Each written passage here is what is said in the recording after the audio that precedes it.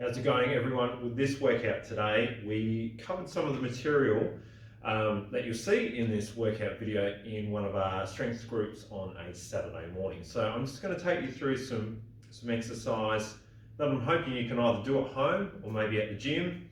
And when I say at home, with some simple gym equipment that you might be able to purchase or just using your body weight. The first thing that we worked on we gave the guys actually 2 or 3 options. So I'll just go over a couple of options. We worked on a lunge pattern. So we did 3 sets of about 10 reps on each leg.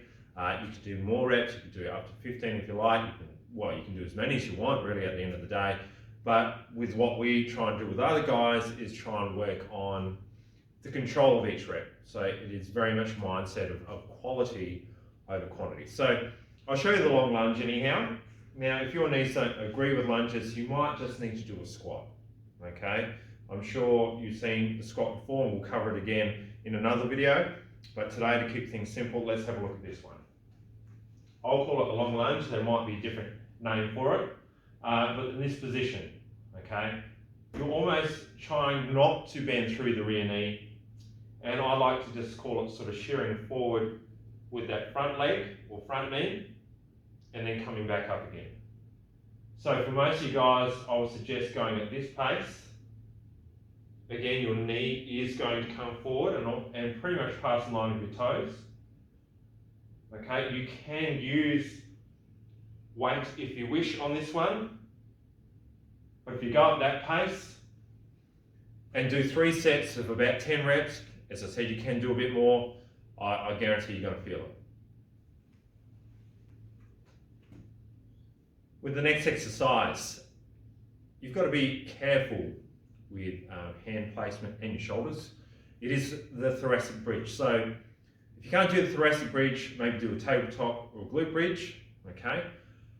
I think it's important if we're doing a quad dominant exercise like the lunge before, that we try and back it up with a bit of hip extension or working on your glutes and hamstrings in particular. The thoracic bridge is good at doing that to a reasonable degree, without actually having to do a kettlebell swing or a hinge or a deadlift, okay? So I'll just show you what that looks like. There's a few different ways of doing it. I want your fingers shooting away from you. You probably would have seen this exercise from me anyhow. So driving up to the sky, maybe even reaching up with this hand or hand here. All right, you are going to feel it a little bit through your upper back. Right, so my hand's underneath the line of my shoulder, my finger's shooting away from me. The other thing I'm trying to make sure is that I'm getting my hips right up and I'm pressing my knees out lightly. So 3 sets at that pace, maybe doing 10 reps again. If that's too hard, maybe work on the tabletop. Again, you've got to be careful with your shoulders. Or if the tabletop is a bit challenging, maybe work on, make sure you guys can see me, glute bridge. So again, driving up, squeeze the glutes though, and then come back down. So drive up through your heels. Okay? So again, 3 sets of about 10 reps on those exercises, and that's after the long lunge. All right, well the next one, guys, we're doing a bit of a superset. Just cause, so you can get through it really at the end of the day. So a bent over barbell row, or try and row with something that you have at home.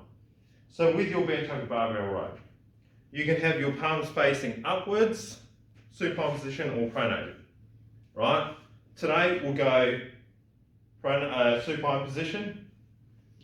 So I'd like to see you guys hinging over, but you've got to be mindful that you've got your lower back in extension and not flexion. So that's the difficult part for some of you.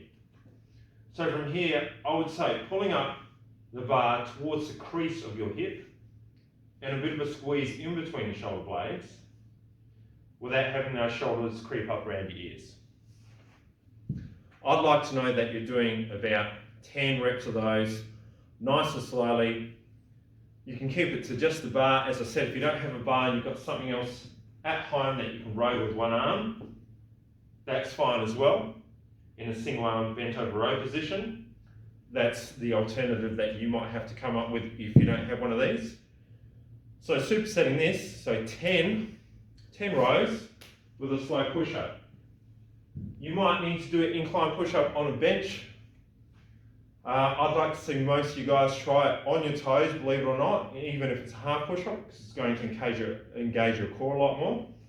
So as I said, 10 bent over rows, but to 5 slow push-ups is what we worked on at this pace. That's what's going to make it really tough. So quite a few seconds to come down, and quite a few seconds to come back up. So maybe 3 or 4 sets of, again, 10 reps of bent over barbell row to about 5 slow push-ups. So we finish things off with a little bit of a core workout. You will need to set your timer for this. So it's 30 seconds per exercise, and you can do anywhere between 3 to 5 rounds. So it's a good way of finishing off. So I'll show you what I want you to do. For the first 30 seconds, abs bicycles, so opposite shoulder to knee, so coming back to the centre, I would suggest, pressing your lower back into the ground once you make that slight, I guess, rotation almost. Okay? So opposite shoulder to knee, press your lower back in, reset. Reset. That pace is fine. You can go faster, but I think that's fast enough. The difficult one next, for the next 30 seconds, I think, is coordinating this one, that side hip crunch. So I would have one arm on the ground like so, pulling your knees in and then extending out. You'll do that for 30 seconds on one side, obviously flip over, and do the same on the other side for another 30 seconds. The tough finisher on top of that is doing a crawl for 30 seconds. You've seen me do it before. It is a good way of working on many different things from a strength point of view and core point of view. But knees off the ground, tiny steps, going forwards and backwards, trying to keep your hips reasonably steady. You can do bigger steps in the crawl if you wish, but tiny steps, trying to keep your hips nice and stable and engaging the core is what's going to work you out heaps. So that's the full workout, guys. If you've got any questions, shoot them through. And of course, I'd appreciate you liking and sharing this video if you can. That helps me out heaps. And subscribing works as well. I'll get another video out soon, guys. Thank you so much.